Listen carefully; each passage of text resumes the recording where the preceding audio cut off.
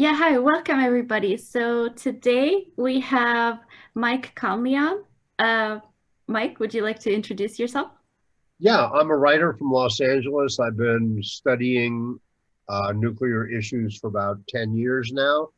Um, Met and talked with dozens of scientists and read numerous reports. I've wrote with Tim Maloney. I wrote Roadmap to Nowhere. We are revising the book now, and we are about to put out a new book called Fear of a Nuclear Planet, which delves into radiation issues and nuclear fear. Mhm. And George, do you like to Yeah, my introduce? experience pretty much parallels Mike's, if you throw in being a bush pilot in addition. About 10 years ago, I joined the Thorium Energy Alliance in the States here, and I learned a lot from these guys. I've always been a science person, so it was fascinating to me, and I've benefited immensely from the people in this group. Because I'm also an author, I decided to write a book about these issues. And that book can be, here's the book, Unintended, Unintended. Consequ Unintended Consequences, The Lie That Killed Millions and Accelerated Climate Change. And that book, the public should understand, can be downloaded free from this website and others, but this is my website. No cost. Click on the cover of the book and it's yours. That's everything you'll hear from me today, and some of it from what you'll hear from Mike and would from Tim is in that book. Tim and Mike are in the book. I relied on them for some of the issues, particularly relating to wind and solar. Nice. Jeremiah. That's excellent. Well, it's going to be a fantastic session. I'm looking forward to it. So my name's Jeremiah. I'm the founder and CEO of the Thorium Network. And the theme of these, actually, I'm not going to take your thunder, Yrsa. You can discuss the theme of our conversations. But today we've got two great guys, Mike and George, on to speak about their views on all of the issues surrounding thorium molten salt, or the reason why we should be focusing on such an energy dense form of such a dense form of energy production, and why we should be focusing on it. So I'm really looking forward to it, guys. Yeah, exactly. Basically, how nuclear relates to renewable energy. Like George, you were talking a lot about climate change and the urgency of this matter. Would you like to speak some more about that? Yes. Well, We because never get tired of hearing you, George.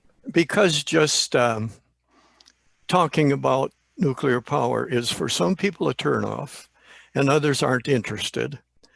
And because they are gradually becoming concerned about climate change, and nuclear power of any sort is one of our most powerful tools to slow the progress of climate change. I think we need to make that case, because then we will pick up allies that we would not otherwise have. People need to understand that carbon-free nuclear power is carbon dioxide free, that is efficient, and that it is the safest way by far to generate electricity and to create heat, which, by the way, you can use to heat buildings also, and to run a desalination plant, and to supply the electricity to a transportation fleet that is going to be electrified. We cannot generate that electricity by burning carbon as we have in the past. Most of our hybrids are out there and they're using electricity generated by plants that burn carbon. That's shooting yourself in the foot. We should begin by replacing the furnace at every power plant worldwide with appropriate sized, safe, efficient nuclear reactor, preferably a type of MSR that can use thorium. Molten salt reactor. Yes, thank you. A molten salt reactor. We call them MSRs for short. Most people also don't understand that water is also a greenhouse gas, but it's a very weak one. However, there's a lot more water vapor in the air than carbon dioxide. So its effect is potent. When you start to melt ice caps, glaciers, you're adding water vapor to the atmosphere, and it makes a huge difference, which is why the scientists tell us we're going to look for increasingly heavy hurricanes and downpours wherever, and they're erratic. They should also realize that if we give water a rating of 1 as a greenhouse gas, carbon dioxide is 5 times more potent. Worse yet is methane that's being released from all of our fracking and oil wells and from our cattle yards, which is 80 times worse than carbon dioxide. In addition, and I think Mike would, I'm going to steal a bit from Mike, the liquid they use in making solar panels, it's a fluoride compound, is 8,000 times worse than carbon dioxide, which is terrific, but they just do it. But these are problems that are involved because of climate change. People worry about rising sea levels, and that's a major problem, but it's one you can handle by very expensive by pulling back. But the real problem is the change in our ocean chemistry. We've put 2 trillion tons of carbon dioxide into the air since the Industrial Revolution began. A third of that has been absorbed by the oceans. What happens when you add carbon dioxide to water is you get carbonic acid. That has an effect of slowly making the ocean more acidic. The shell organisms in the ocean, all the way from giant clams, all the way down to phytoplankton, rely on a slightly more basic surroundings than we have had recently before until the Industrial Revolution. The pH of the oceans was relatively steady. That's a measure of acidity and basicness at 8.2.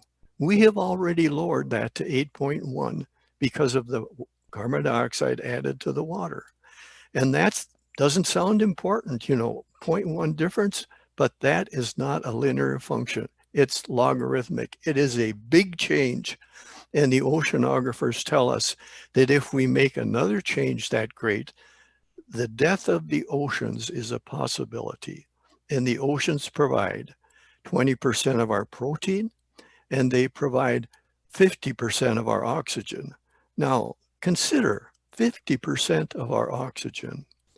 So, stopping burning carbon in every way possible is critical. But what are we doing? Instead, with 2/3 of that 2 trillion tons of carbon dioxide yet to be absorbed, instead of stopping or even reducing, we're adding somewhere like 30 billion tons per year. We are digging our hole even deeper. Mike or Jeremiah, if you want to jump in anytime, fine. Otherwise, I can continue. Well, to your point, I'll take it. To your point, the amount of carbon we put into the atmosphere and the oceans has to be extracted from the oceans and atmosphere to revert us to a pre-industrial level. The amount of electricity needed to do that, I don't know, George, I don't know if you have the exact number, but it is considerably more than we already need to run the machinery of civilization. Right. And so what we need is not only carbon-free energy to replace what we're using for energy, electricity, fuel, etc. We will need Above that, terawatts more of power, thousands of reactors to generate enough energy to run the processes needed to extract the carbon from the oceans and atmosphere. So the volume of work that needs to be done and the scale of the undertaking, I don't think that most people really wrap their minds around it. I agree. The way I got into the way I got into this is I've spent the last 25 years living on a hill 1 mile north of downtown Los Angeles. I can see the entire city.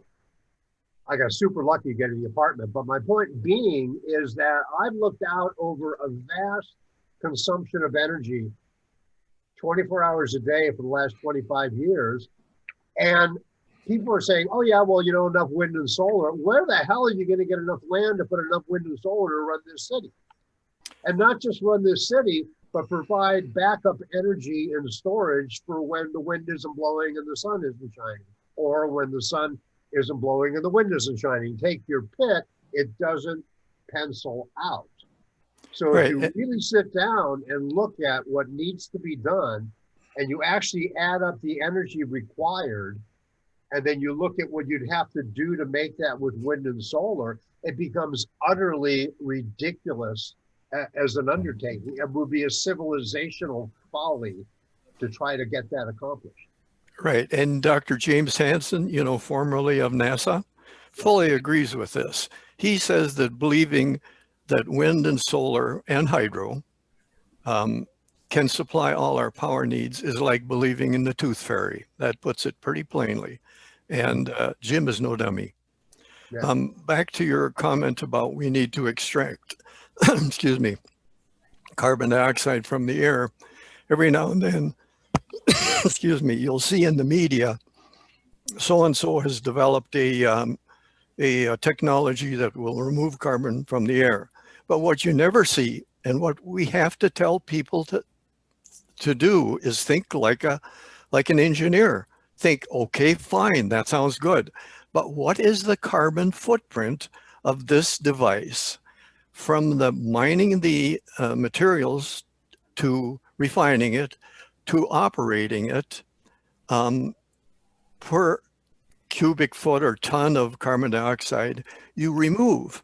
And unless you have a positive number by more than a few percent, it's a waste of time. And that's the sort of thing you don't see. People don't think critically. They're not accustomed to it. And many of them don't have the tools.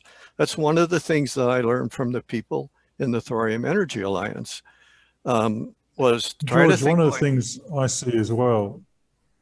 What's that? Sorry, George. One of the things I see as well. One of the things I see as well is was two things. What do we say about the thousands of scientists and engineers who say that renewable energy is the answer? I mean, are there lots of people who say that? What do we say to these people?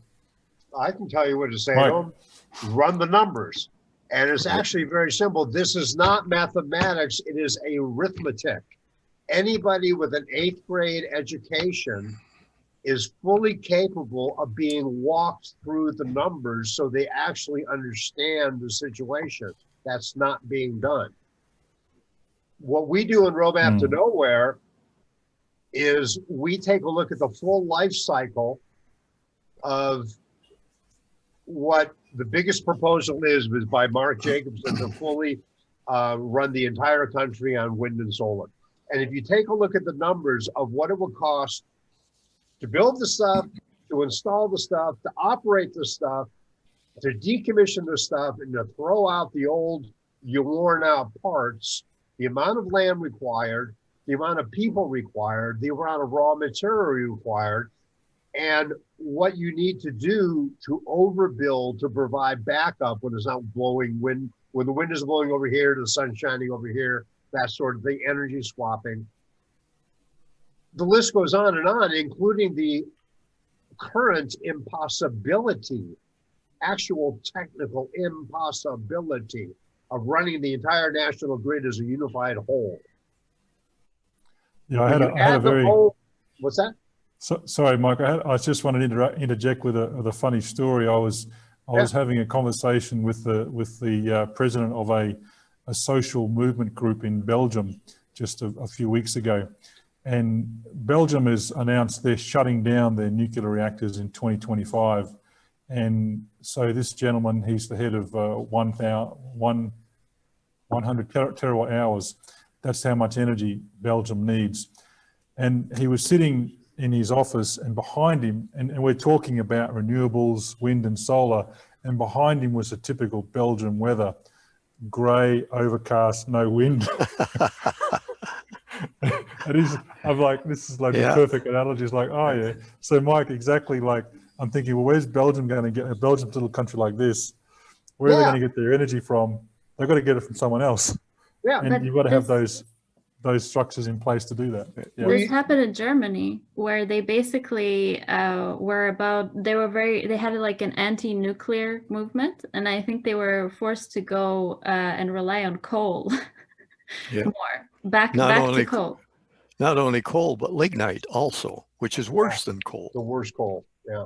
Yep. Yeah. The thing is, the United States is probably an ideal country to try, I say try, to institute a total renewables regimen, because we have enough land and enough variety of climate and weather to where if something like that could work, it would probably work here if you were to invest the money, the land, the resources to do so. What we point out in Roadmap to Nowhere is Jacobson's plan might very well work. However, the amount of equipment, energy, land, etc., that it would take to pull it off, we calculate over an 80-year span, which is the lifetime of a new reactor. So you get a fleet of reactors versus all the wind and solar that backup that Jacobson wants. If you compare the two systems for the lifespan of the reactors, so you have an apples to apples comparison, nuclear is fully 1/2 of the price on about 1/400th of the land. In addition, these wind and solar have an average life of maybe 20 years. So you have recommissioning which is 4 times. Yes, which is part of our explanation, is you take a look at the price of the reactors and the amount of money it would take to fuel them and maintain them and decommission them. And then you look at the amount of wind and solar that he proposes, and you stretch that out over 80 years to where the blades wear out, the panels wear out, they need to be replaced. We add all of that up, so you have an 80-year system versus an 80-year system. When you do that, nuclear is half the price on far less than 1% of the land. And that is kind of a nutshell argument that should persuade enough people if they take the time to think it through. And so our job is to write a book that's conversational and easily approached, so people can actually curl up on the couch and read it and not feeling like they're going to school. Right. In addition, these solar panels, which let's say have a 20-year life, the efficiency decreases by 1% a year, approximately. We factored that in. So you end up at the end of your 20 years with a panel not putting out what you expected.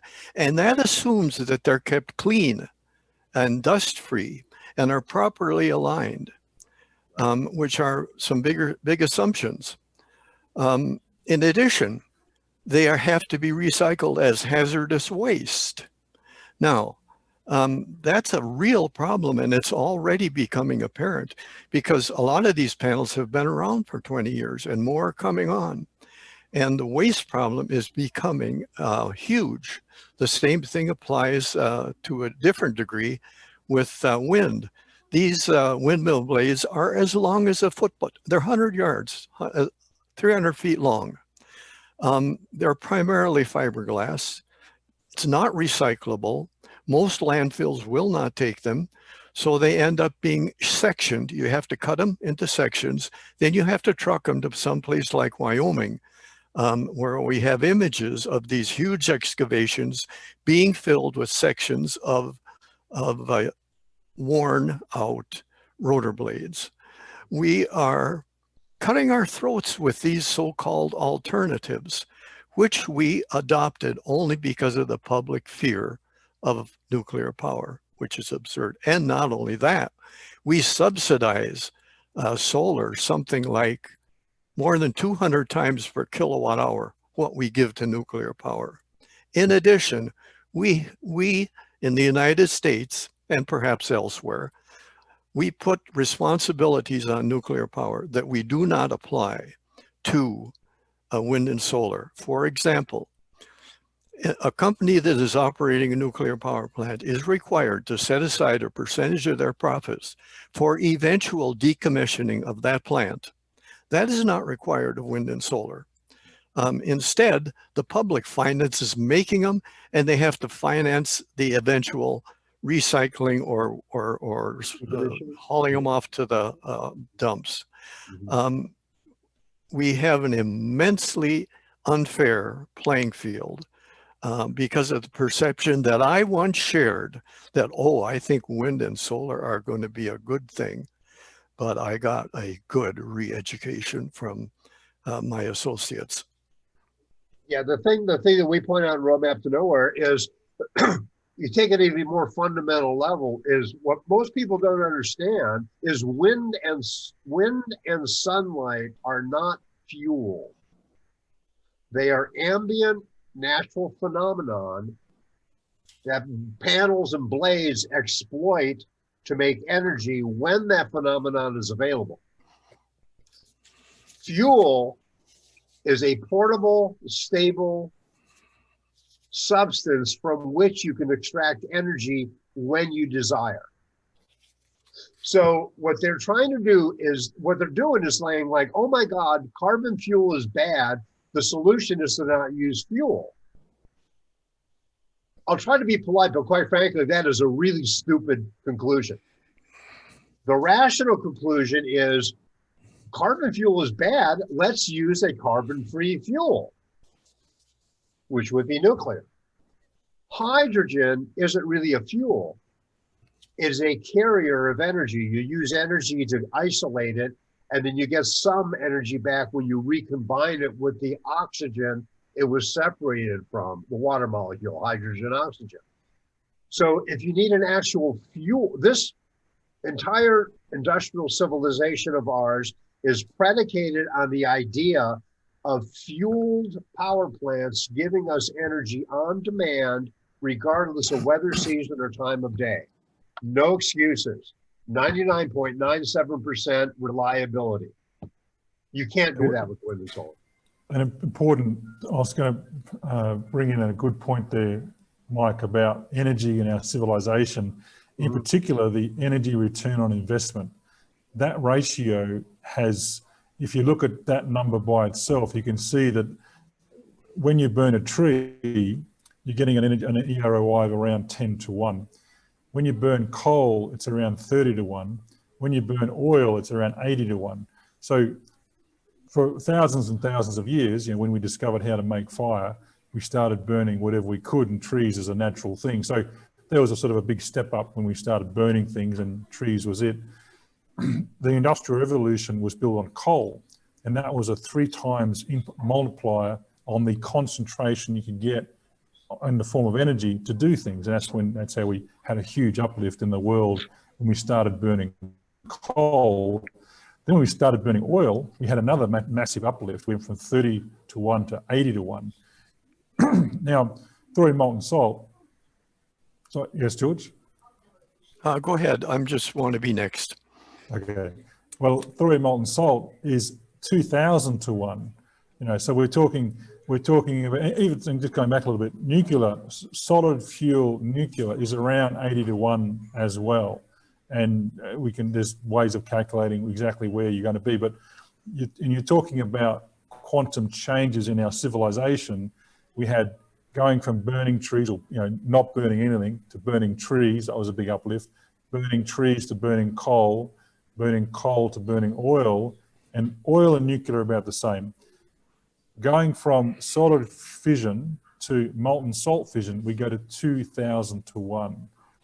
Now that is a huge multiplier, and Mike, you've pointed out in your calculations where you need tiny amount of land to generate a massive amount of energy. So Yeah, it's this called energy energy return, density. yeah, Energy exactly. density. Yeah. How much punch do you get in the package? Nuclear Exactly. is small, is big punch, small package. Renewables is small punch, big package. Huge And package, so, enormous package. exactly. And so what happens is the march of civilization has gone toward more and more dense fuel.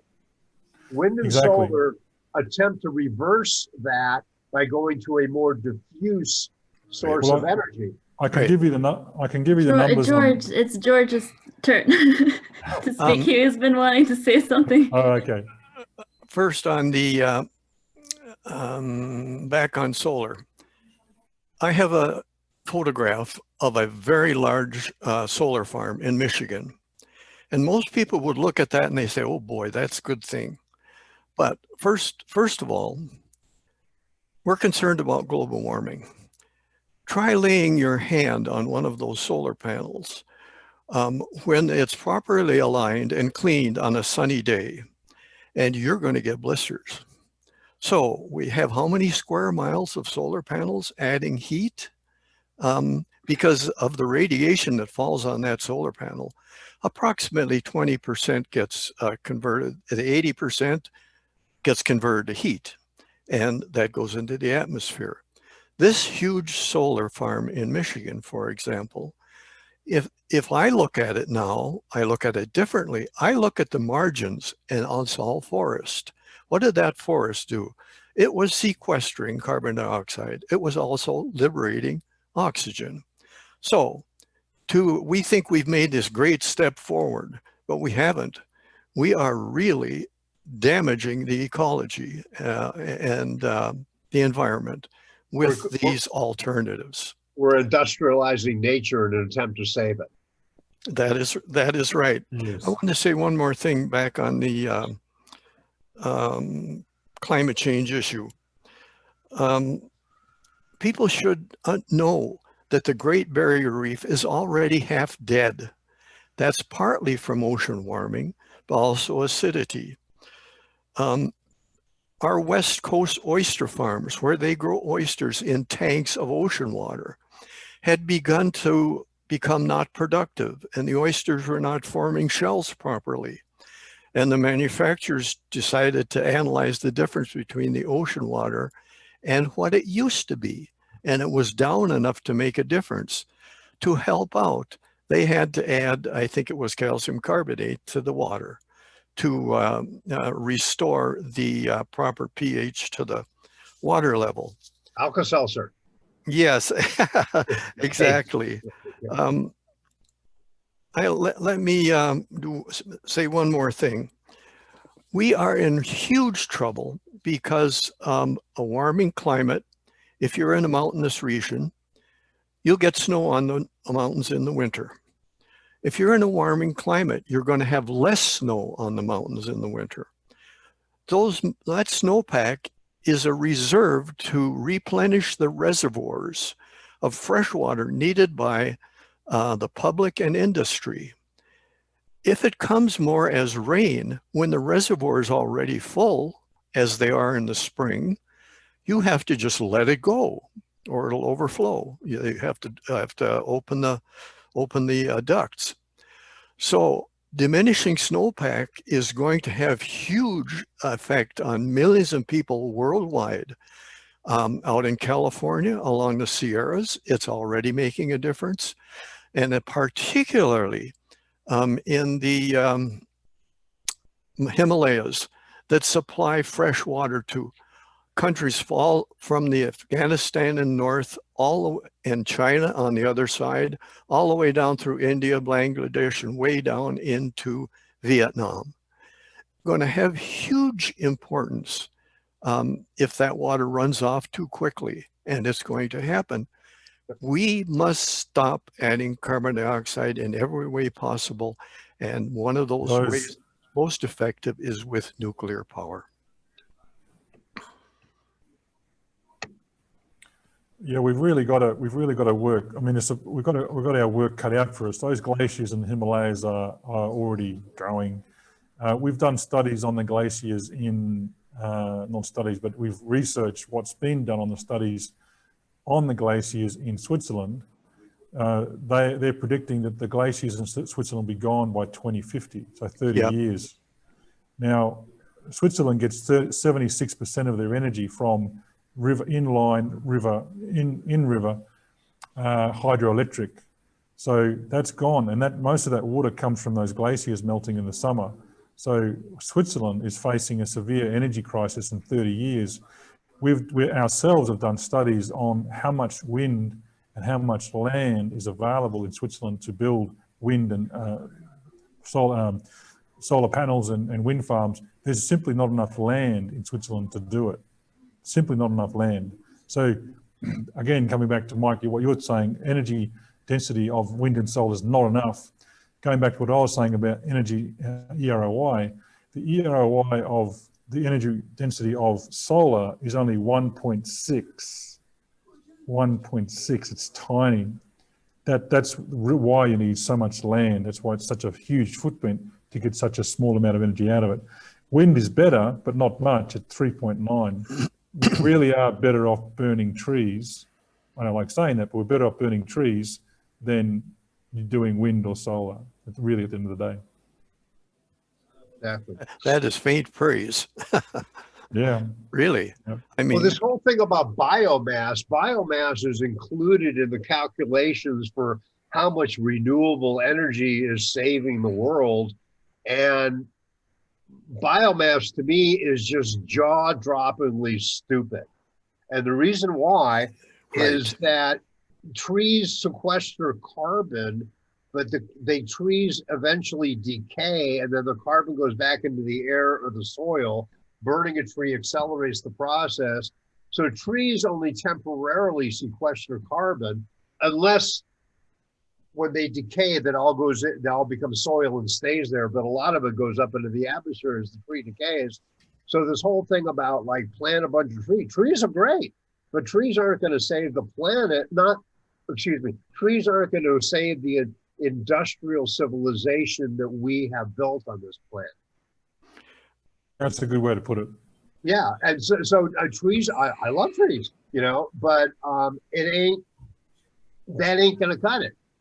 And to me, it's sort of like, okay, the Titanic's sinking, everybody gets a spoon. And there's another point regarding biomass. Well, listening to Mike here, it's my mind. Gotcha. Go ahead. I'll come back with it. No, I want to interject there with we have question. 5G and stuff now. Like there's more requirements with all our computers, and there's all of this stuff, right? So yeah, George. Okay, I got it again. I can't believe I'm going to make a note. Go ahead. To your point, Mike, Mike, I have a question for you. Yeah, sure. George brought up the fact about the acidification of the oceans. I think is really huge news. And we 20% of our protein, 50% of our oxygen. What's your point? Your views on that? I concur with the gravity of that. It's a grave situation, and to that point, if people don't believe in global warming, you can simply point out to them that even if it's a hoax, the oceans are acidifying. And if you like oxygen, and if you're in favor of eating seafood, you might want to reconsider your energy sources. See, you can sell nuclear completely disregarding global warming. You can sell it on the fact that against acid rain, just the incredible volumes of waste from coal, and the fact that even if global warming wasn't happening, the oceans are provably acidifying, and that has that will inevitably lead to the destruction of the oceanic food chain. And half the oxygen means that we would all be living at 10,000 feet. Back Because to that's where you bio, have half the oxygen is about 10,000 feet. So it'd be like making everybody live at 10,000 feet. and studies have shown that our oxygen content of the atmosphere has already decreased slightly since the beginning of the Industrial Revolution. I have, thanks to my brains here on the paper, remembered what I was going to say in that regard to biomass. One of the things that we don't consider is when you clear cut a forest, and that's what you do. In many cases, they also clean up take all the scraps and use that to burn. You are degrading the soil. That soil got to be productive because of years of growth that rotted and went back in. Now you're taking that resource away.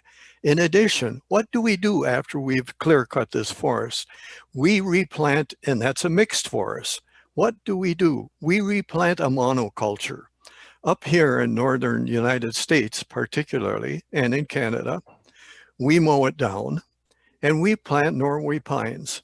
Okay, a mixed forest is home to an abundance of species, but a northern pine or a coniferous forest, which is our choice because they grow rapidly, is home to practically nothing as far as biological life in comparison to a mixed forest. We don't think about it because we don't think about the effects on the environment, and we are going to end up paying the price. I want to mention, most people also need to realize that we've had 3 major extinctions on Earth before, accompanied by a huge increase in carbon dioxide in the atmosphere. The last one, if I remember correctly, was the Permian extinction millions of years ago. And at that time, 90% of the Earth's species died. The problem is, if it happens quickly, as in we in just 200 years have raised carbon levels in the atmosphere from 280 up to now, I think it's 416, latest number. We are playing with fire. Our lives are at stake, and also every life on the planet is at stake. So I want to give you this quote from Dr. James Hansen, former chief climate scientist at NASA, who left NASA because the Bush administration pressured him to keep his mouth shut. And he's now chief climate scientist at Columbia University. In his testimony in 1988, mind you, so this is 32 years ago, before Congress, and these are excerpts, it's not his whole thing, pointed out that environmentalists and world leaders must accept nuclear power now to avoid catastrophic climate change, mass species extinction, extreme weather events, dry spells, and fires are climate change impacts that are already happening. A warmer atmosphere and warmer oceans will lead to stronger storms, and it will happen faster than you think. If major coastal cities become dysfunctional because of sea level rise, which they will, the global economy could be in peril of collapse. He warns of social upheavals, the like of which we have never seen. People must understand that climate change, which includes ocean acidification, is a huge personal problem. And that unless we take major steps that along the lines of nuclear power, which can make a huge difference, whereas other things can be either negative or only mildly effective. If we go the way to use our major tool, which is nuclear power, we have a chance of at least buying time in which to come up with good remedies. One of which can be adding, as Mike said, tums to the ocean, or sequestering carbon dioxide in basalt, which, having come from a volcano, is carbon hungry. So there are remedies, but we have to look at the carbon footprint of every remedy so that we don't run off with wind and solar, which have a horrible carbon footprint. Yeah, Jeremy, you mentioned India and the glacial runoff or lack thereof, and that is such an excellent example. Visualize this. Global warming, you have less runoff from less glaciers, and so the Indus River Valley is not being irrigated anywhere near what it is before. At the same time, you have Bangladesh flooding from rising sea levels. So now you have millions of Muslims flooding into Hindi, India, seeking a home, and it's a place where they don't have enough water to even water themselves or their crops. Yes. You're a big thorium network guy, and you know that India has a bunch of thorium, which can be used in a nuclear reactor to make clean energy and heat, which can be used to desalinate all the water that those people could ever dream of using. Yep. India have a plan to be on 100% thorium by the end of this century, 2100. And they're going to need to, because they have the air conditioning they're going to have to use that they aren't using now, and the influx of climate migrants, who have a different religion, who will get a hostile reception. And the best way to quell that hostile reception is have the public see that there isn't a scarcity that they're going to be digging into. It's a continent. Well, it's a country of more than 1 billion people on a third of the size of Canada. So you put that in perspective. It's nothing. The West has nothing on the East, so to speak, in terms of population, supplying population with good water, food, and places to live. I mean, this is unheard of. I had a meeting with one of the top executives of a Chinese company a few years ago, and I've studied China a lot. And this was why I said, "Oh, great! I've got an opportunity to meet a pretty high-level guy who is Chinese." And in our conversation, he said, "Look, in the last 20 years, China has moved from villages, from one-room homes with one bare light bulb, 500 million people into high-rises with microwaves, refrigerators, cars, clothing, all that kind of stuff. And that's the largest mass migration of people on the planet ever, 500 million people." And he said to me, frankly, "Well, you know what we've got to do next? We've got to do it again. Another 500 million people in China." This is like, I was speaking to him like 2015. And that's incredible energy hungry activity. That's why China actually buys thorium today. We know that. That's why we call the Thorium Network. China will probably have the first commercial thorium molten salt operation happening maybe by 2024. They are not waiting for legislation or Kyoto or anything, because they have more than 1.5 billion people to manage in an area about the same size as India. So you've got these two massive countries running out of water, population moving because of rising sea level, and they have to do something. And they're both looking at thorium, which I think is fantastic, because it just means the rest of us have to catch up, except us. And the Thorium Network, we're all about making sure we are up to speed with what's going on. Yeah, It's interesting that China is expanding nuclear power. If I remember the number correctly, they have approximately 25 reactors currently building, with more than that planned. They're doing the intelligent thing. And again, talking about lack of snowpack for water for reservoirs and for runoff when you need it. If you envision Asia from, let's say, Saudi Arabia all the way across into China, you look at the whole watershed of the Himalayas, you're talking about many nations with hundreds of millions of people who are going to be highly stressed. Even in the United States, people.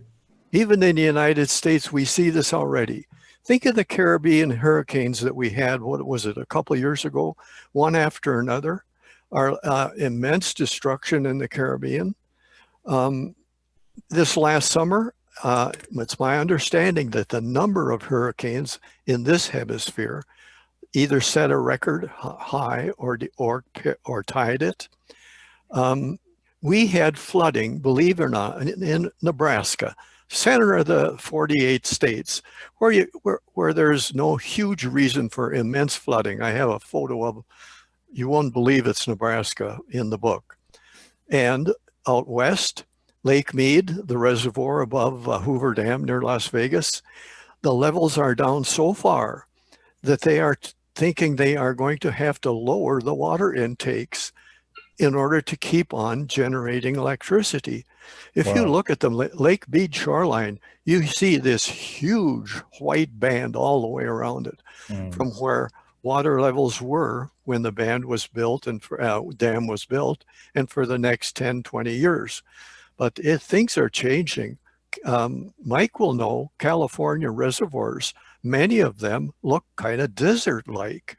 Yeah, well, California is going through, like the whole West is going through a major drought, what they call a 500-year drought, and is playing out in slow motion.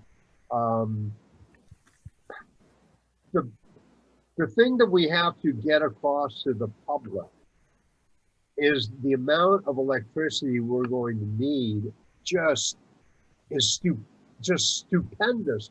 Bitcoin uses more electricity now than the entire country of Switzerland. Yep. 30 years from now, our air conditioning needs have been calculated such that if all the renewables that are now planned to be built are built by 2050, fully 1/3 of those renewables will be devoted to air conditioning alone. So how in the world are you going to replace what we're already using to keep the lights on when 1/3 of it has to go to more air conditioning? Air conditioning it is an impossible task. And air conditioning is literally going to make the difference between people being able to live in a city or abandoning the city. The only alternative is underground housing. So I predict by 2050, Baghdad will be abandoned, fully air conditioned, or moved underground. In addition, I would like to give credit for it, but I can't remember where I read this. They made the point that human equilibrium, our ability to function well and think well, is determined not only by temperature, but by humidity. And of course, air conditioning helps both of those. The problem is that that's a very narrow band. We get to a point with humidity and or cooling, but particularly humidity in this case that most people don't think of. It can be critical to the proper function of people. And people under stress do not behave well, which is one reason James Hansen repeatedly stresses we will see social strife, and not just along the coast, but worldwide, because people will be under physical and psychological stress. But mostly in the deep South, where they fly the loser flag. Yeah. Oh no, that's the war of northern aggression. That's the war of northern aggression. Yes, that's right. Sorry, that's our Civil War. You guys are supposed to be familiar with it because everybody's supposed to follow everything that has to do with America. So. Yeah, well, I mean, there's definitely issues with energy security. Like I can just speak on behalf of, or speak about Eastern Europe, which is very dependent on Russian coal, which they're unhappy about slightly. I mean, it's an issue basically, or Russian gas. So if we also think about the US, a lot of oil from the Middle East. So I mean, there's clearly going to be a lot of political consequences, basically. If you think about oil is about half of the ocean shipping is to move oil around the planet. So you get rid of oil, you get rid of half of the ocean shipping pollution, and the rest of it can be handled with nuclear powered cargo ships. So look at if we would power our ships with nuclear reactors like the Navy does, their submarines, their aircraft carriers, some others, we would save immense amounts of fuel and the pollution it causes. Most people, I never realized this, but most people don't envision or understand the fact that an equivalent weight of uranium, for example, is equal to, oh, let me get this right. It's 1,000,000 pounds to 1. Yeah, there you go. That's what I want. 1,000,000 The pounds energy to density of uranium and thorium is immense compared to Yes. any of these fuels that you burn. But the public can't envision that because, frankly, we haven't done a good job of telling them. Well, it's, you know, it's kind of doubly sad because wind and solar are going in the exact opposite direction to diffuse Right. energy. And again, and this can't be emphasized enough, wind, water, and sunlight are not fuel.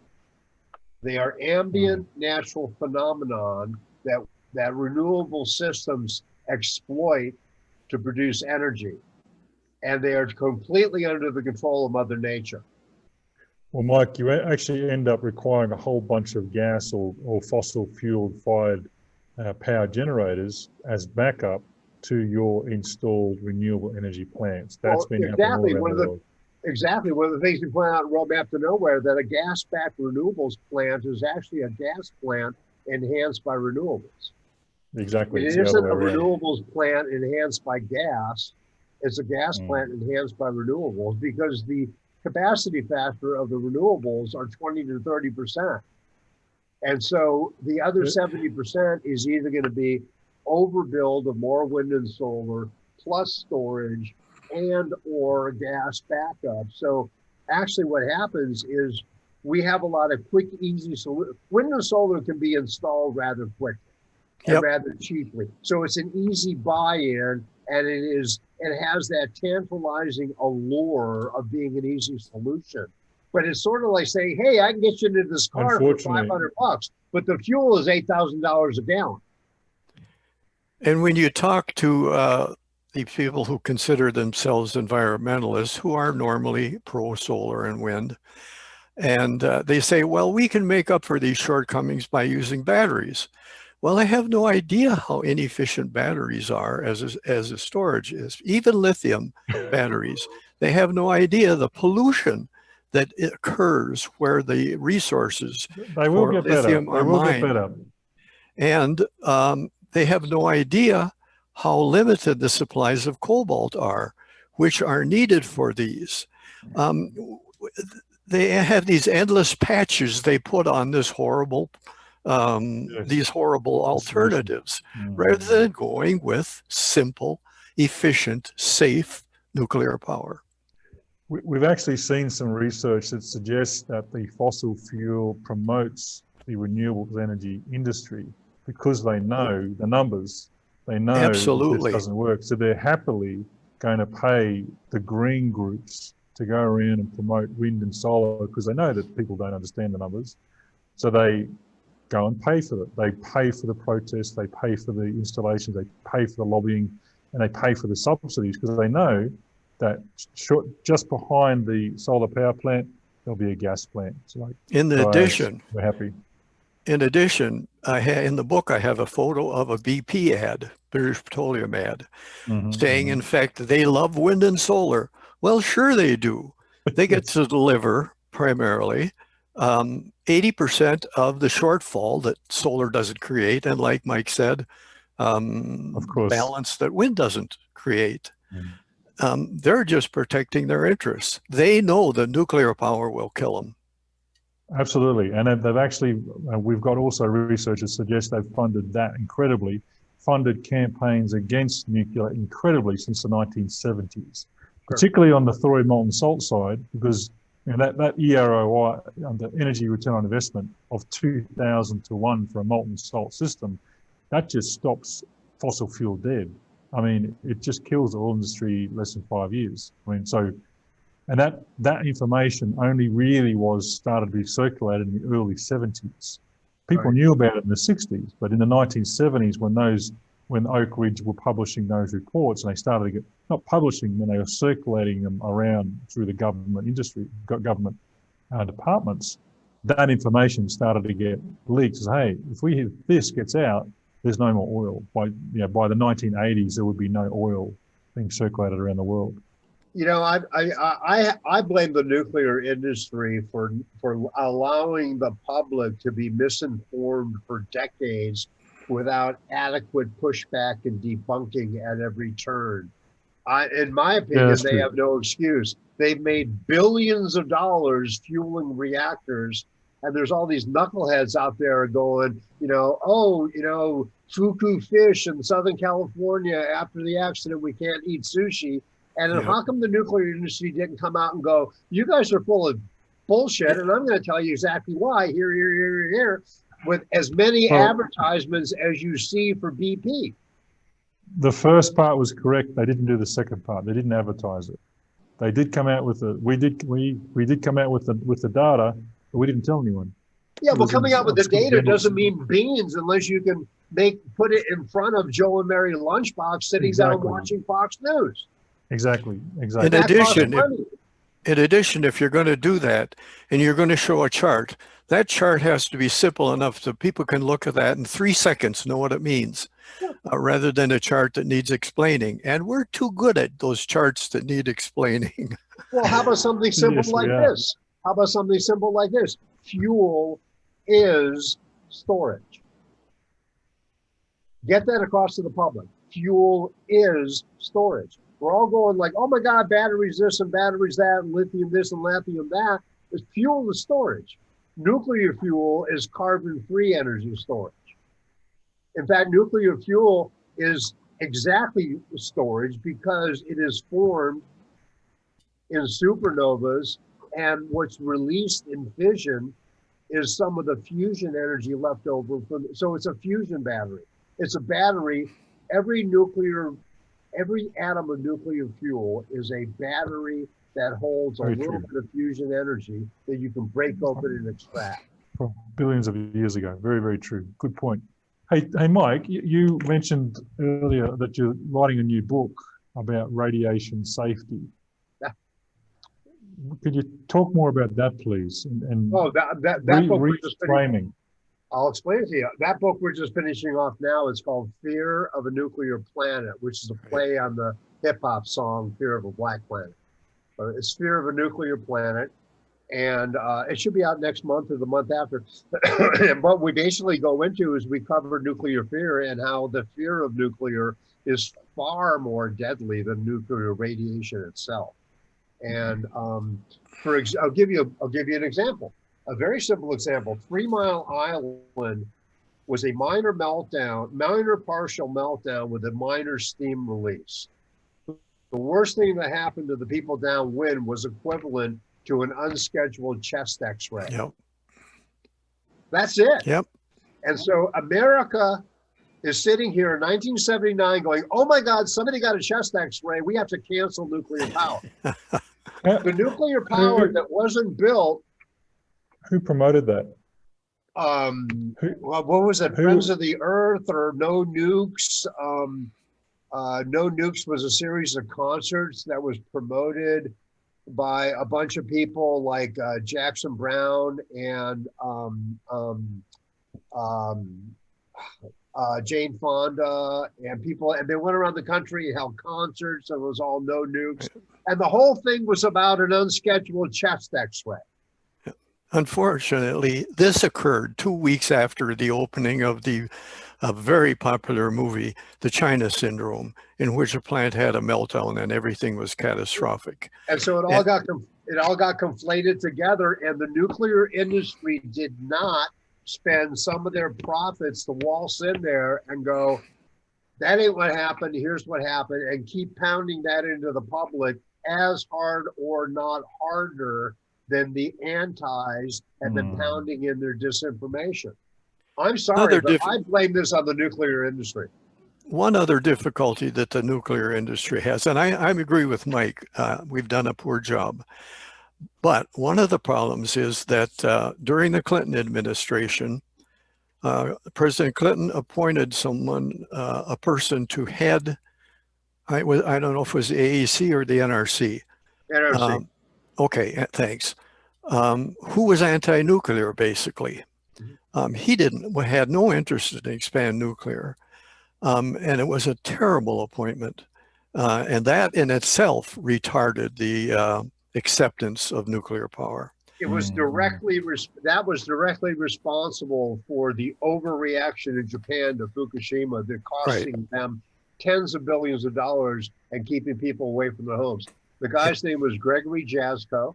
Yep. He was appointed to the NRC, anti-nuclear. And what happened is when Fukushima happened, the government set up a 20-kilometer radius around the plant. Jaczko said, that ain't good enough. I want all U.S. citizens moved 50 miles away, which is, how many kilometers is that? I forget. But anyway. Like 60, 70. I don't actually know. Something like that. Yeah, a kilometer is 0.6 miles. Anyway, math. So what happened is the Japanese government acceded to his viewpoint and moved their people a second time. And then the people distrusted the Japanese government from that point forward. So when the government said, okay, you can move back now, the people were like, no way.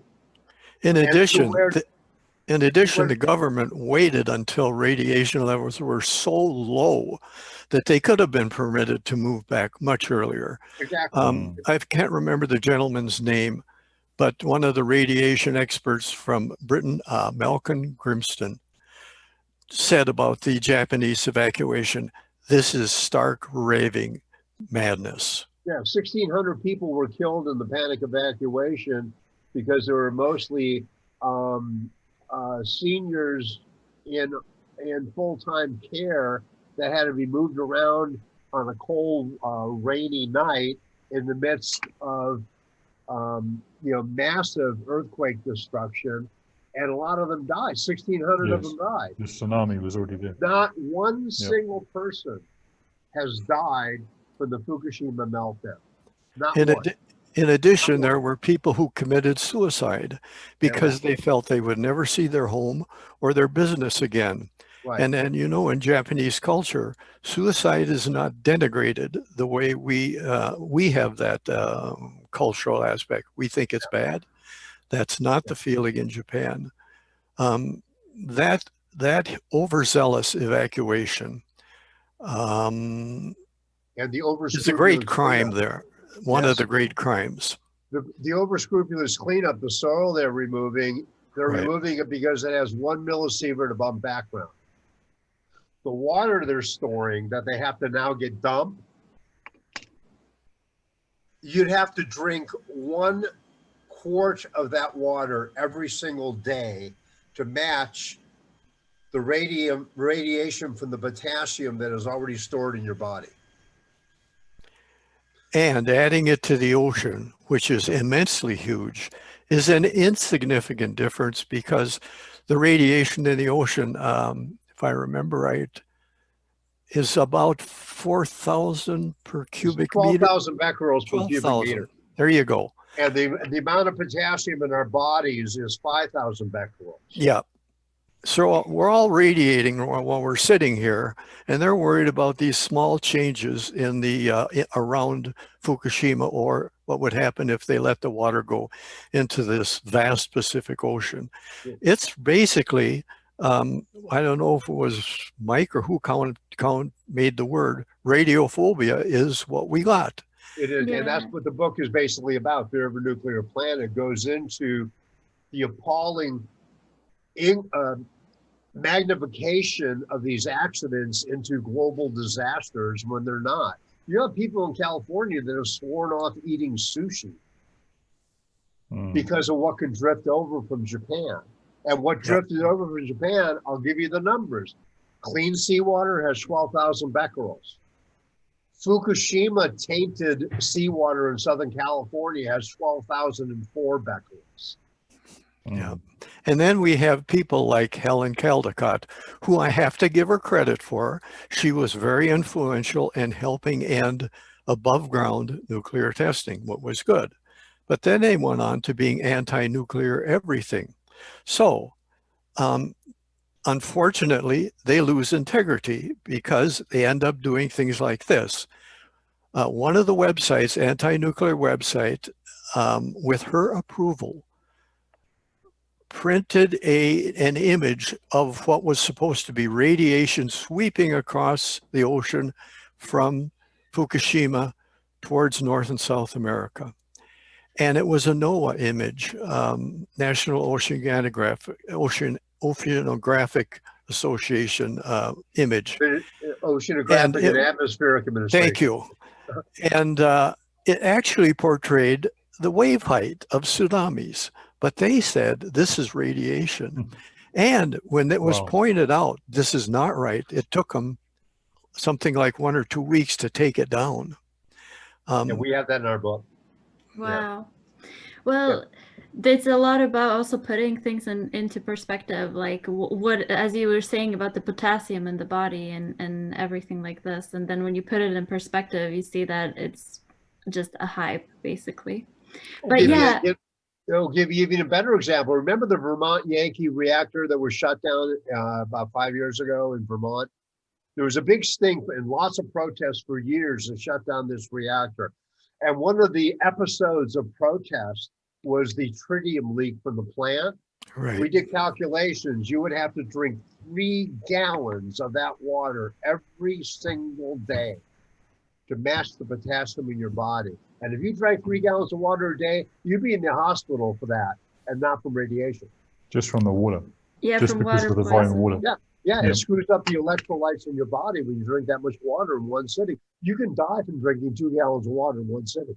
And this is all because of our U.S. Extreme fear of radiation. Canada has much more liberal restrictions on the amount of tritium that can be released, but not us. Mm-hmm.